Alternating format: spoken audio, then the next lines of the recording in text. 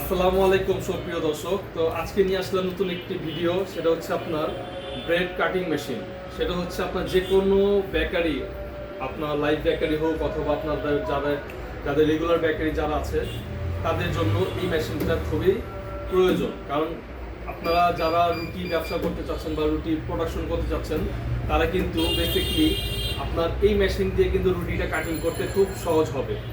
তো চলেন কথা না বাড়িয়ে আজকে এটা যে আপনার ডিটেলসটা এবং একটা যে ব্যবহারটা সেটা আমি আপনাদেরকে জানিয়ে দিই। তো এই মুহূর্তে আমার হাতের যেটা রুটি দেখছেন আমি এই রুটিটা আপনাদেরকে স্লাইস করে দেখাবো। ঠিক আছে, কীভাবে স্লাইস করবো আগে দেখাই। এটা প্রথমে এখানে আপনার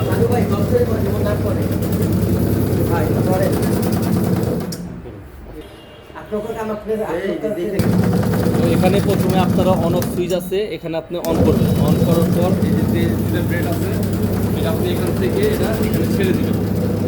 ব্রেডটা এখানে ছেড়ে দিবেন।